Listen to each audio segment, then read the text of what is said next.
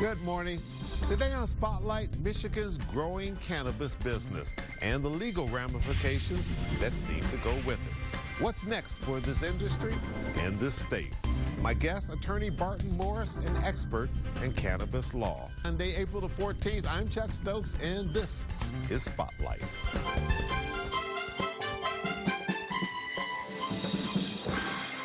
It's been about 4 months since Michigan, the voters, passed recreational marijuana in this state. And we'll talk about both the medical side as well as the recreational side. Give me an assessment of where you think we are right now. Well, I think we're just getting used to it. People are now beginning to understand that they actually don't have to worry about being arrested. They can be adults can be in possession of small amounts of marijuana and use cannabis. But we're not there yet. We have a long way to go before we begin to develop the commercial industry that has to happen in order to really get rid of the black market. So there still is a black market. There still is a lot of activity that's going on that needs to be eliminated. Still a lot of legal hurdles out there as the state tries to get its arms around this new industry. And interpretation. New industry for us. You may recall the Medical Marijuana Act that passed in 2008. It took years for our courts to truly interpret what its meaning is. And so that's going to be necessary as well. For the Regulation and Taxation of Marijuana Act, it's going to take some time for law enforcement, for lawyers like myself, and for the courts to really interpret exactly how it's going to manifest itself in the marketplace. Potentially, there's a lot of money for the state. We know that the business is growing by leaps and bounds.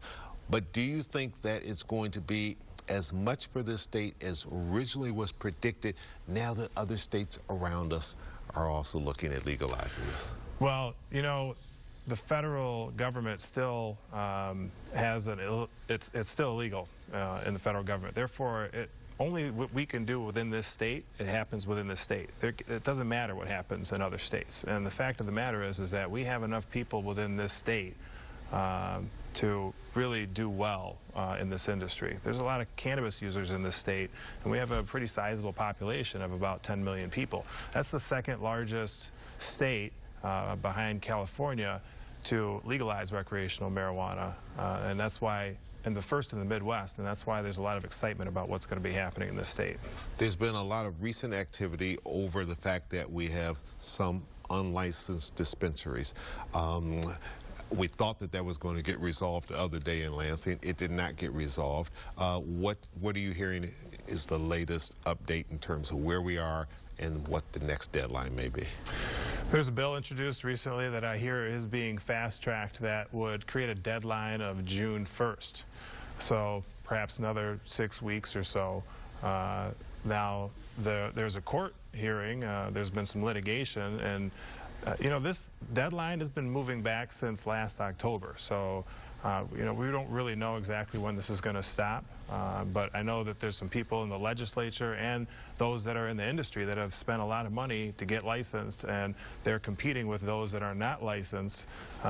There's growing, so the more people that get licensed, there's more people that are really wanting the industry in the manner in which it's supposed to operate to take shape and not allow the unlicensed caregiver system to continue to influence it. And on the unlicensed side, that's right now affecting about 30 different dispensaries, somewhere in that neighborhood? Yeah, approximately. Give or take. Okay.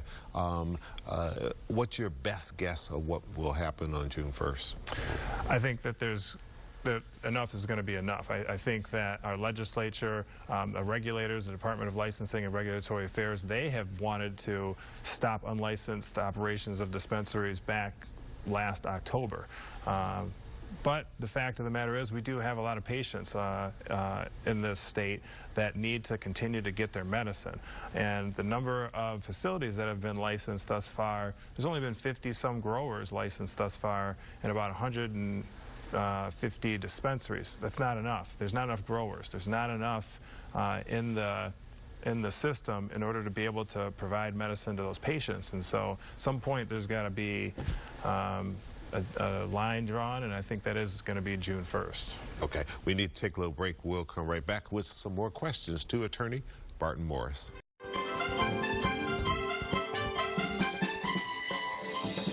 And welcome back to Spotlight. Attorney, do you agree with the action that Governor Whitmer took when she first came into office and she abolished the Michigan Marijuana Licensing Board and replaced it with a board that she feels regulates the industry better? Well, there's no doubt that that licensing board was a politically appointed board, and unfortunately it was slowing the number of licenses that were being approved, and so that's why we're in the situation we're in right now. At least that's what's generally thought. Is it getting faster? We don't know yet. The board is still meeting this month. This is the last month they're going to meet, but it's definitely going to get faster because the Bureau of Marijuana Regulation, headed by Andrew Brisboe, they have an order through the governor is to get this going faster, get these licenses processed faster, and he knows what he's doing. He knows what his job is going to be, and I'm certain that that's going to happen. Yeah. What's the biggest complaint that you hear from your clients? Is the difficulty in providing all the information necessary for the application. It's a very comprehensive. Which I hear is, some would say grueling, some say thorough. I don't know what your word would be for it. We call it comprehensive. Comprehensive, okay. And we have a lot of clients that are not pleased with the amount of information that they have to provide. A lot of financial information, financial records, not only from themselves, but from any businesses that they operate or control. See, in the marijuana regulation, they want to know as much as they can in order to make a determination as to whether somebody has good moral character.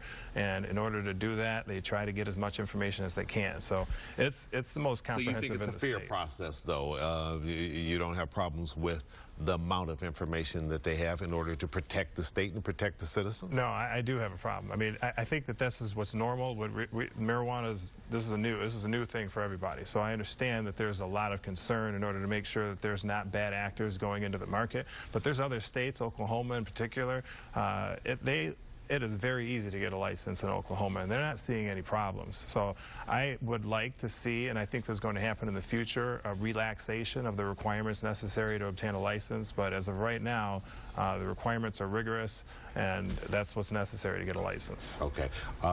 One thing I keep hearing, and I want to know your assessment of it, in terms of the THC, and we're hearing stuff now in terms of traffic violations and blood testing and what should be the norm and what kind of guidance should we give law enforcement officers. There was an Impaired Driving Commission in Michigan that just recently released a report that I found to be accurate, which is it's very difficult, in fact impossible, to determine somebody's level of impairment based only upon the concentration of THC within their body. They issued recommendations, which I agree with, which is officers need to be trained in order to observe whether somebody's driving under the influence of marijuana. And there are certain things that they can look for, driving behaviors and results on sort of specific field sobriety testing. Officers can and will be and have been trained on drug-impaired driving. That needs to continue and to potentially increase. The state, the voters, passed recreational marijuana back in November, but there are a number of municipalities that have said, just because the state passed it doesn't mean we necessarily have to go with it, and they've tried to opt out of it. Last count I think I saw was something like 300 cities, municipalities. Any idea what the number is up to now? And doesn't that complicate the overall procedure, especially for people who want to be able to use this, trying to know, okay, if I go to Royal Oak, I'm okay, but if I go to West Bloomfield, I may not be okay. So when a city opts out, they're only opting out from their desire to have a commercial facility within their city. So if a city doesn't want a dispensary, either medical or recreational, they can opt out of that. But they can't opt out of the recreational use and possession of marijuana, nor can they opt out from a caregiver growing a number of plants for their patients, nor can they opt out from any adult being able to grow up to 12 plants in their residence. So it's true. There's about 114 cities that have opted in. Out of 1,700 municipalities that we have in this state. And any ones that have opted out, they can change their mind later. Many have opted out simply for fear of perhaps by default opting in. So there's many cities that that are just thinking about it, and that's normal. After many years have gone by, that's when we're going to find the number of cities that are truly on board and have made their intentions known with respect to the types of facilities they would like within their city. Okay, need to sneak another little break in here. We'll come right back. We'll talk about some of the conflict between federal and state and where the 10th Amendment comes into that. And this whole thing that we keep hearing a lot about, you can't buy it, but you can gift it, and make sure people understand that. We'll be right back. We hope you stay with us.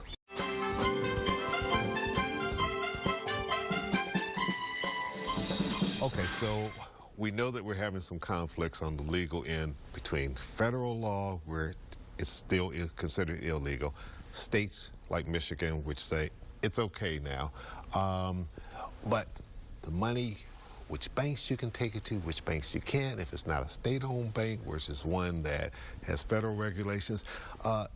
Bring us up to speed on all this, and where do you think this is going? And we know that there's legislation that's been introduced in Washington. The Safe Banking Act is a historic federal bill and legislation that was introduced into the House recently and then has gotten through its committee, the Financial Services Committee, and now is going to be the first positive cannabis reform bill to be voted and likely to be passed, because this is the biggest bipartisan legislation. It is.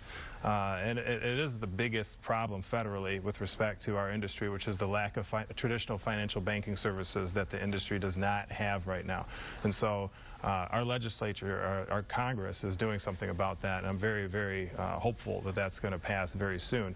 And then we just reintroduced, or Congress just reintroduced the States Act, which I think is also very likely to get some favorable treatment within a committee and perhaps get to a floor for a vote and become law. And it basically says that every state has the right to do what they're doing now. Michigan has the right, and what we've done is legalize recreational adult use marijuana and medical marijuana. And that's where it gets into the 10th Amendment there. Right, and the 10th Amendment says that as long as we're not interfering with any other states, we're not interfering with interstate commerce, then we have the right to do with what we want within our state. And we don't, as long as we're not interfering, we're not trafficking marijuana or anything out to other states like Ohio or Wisconsin, we get to, the States' Rights Act gives us that right to continue to do that, and that will allow for some better banking scenarios to open up, and also tax issues that are holding the industry back as well. Is it your experience that this is also creating complications right now for employers who have employees who may want to partake in this, whether it's on the medical side or it's on the recreational side, but their company laws say, hey, we may be a company that has offices in multiple number of states, so we're recognizing what the federal government says about this, not what the state of Michigan has just recently passed. The Michigan Regulation and Taxation of Marijuana Act was very specific about leaving intact an employer's ability to enact whatever rules are necessary for them. They can still prohibit the use of marijuana regardless of the fact that it's legal in the state. And that's not going to change, and perhaps that's the way it should be. Some employers, that's not appropriate for their employees to use. Others, it may be. So, you know, in Canada, there's police agencies, their main police agency had said, we're going to allow off-duty use of marijuana, or the county mounties. Same thing happened in Vancouver. So every employer should have the ability to make that determination. All right. Just recently, this past week, we saw that the Bay Mills tribe up north has said recreational marijuana is now legal for, I believe, people 21 and over on the reservation. What does that do in terms of all this, and what do you read into this?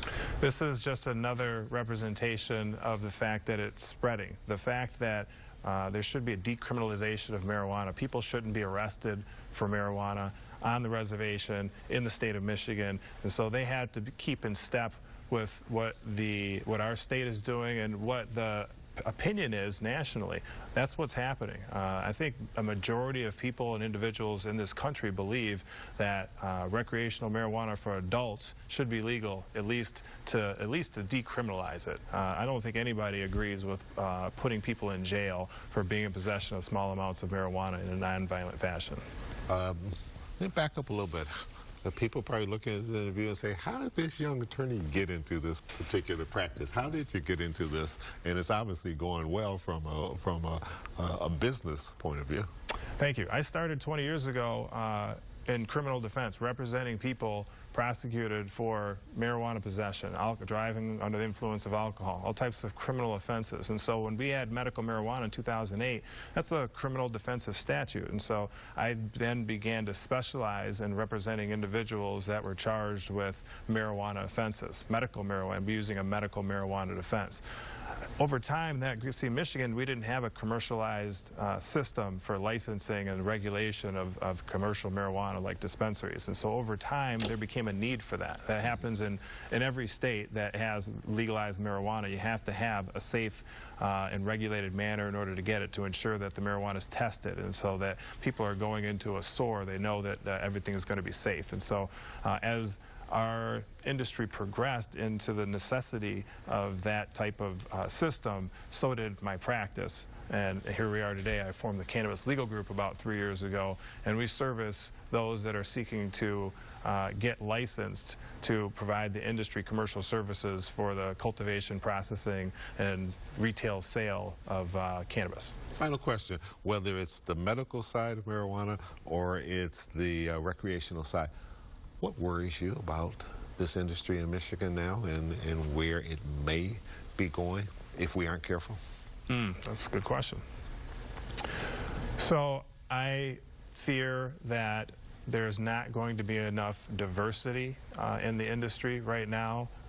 It takes a lot of money to be able to get a license. And what the prohibition of cannabis has done historically in this country is oppress minorities and disproportionately put them in a situation where they're going to jail or be convicted of offenses that are those convictions are still remaining, and thus far Michigan hasn't done anything to remove those convictions, and so they're precluded from getting into industry because of those comprehensive rigorous standards that are being imposed by the Department of Licensing and Regulatory Affairs. And so if we don't do something about ensuring social equity and ensuring the diversity of the industry, then it's going to grow into something that's going to be very difficult to integrate later. There's going to be just businesses with a lot of money that are controlling the industry, and it's not going to be representative of our country. And very quickly, and just to be clear, when you say diversity, you're talking about people of color, you're talking about women, you're talking about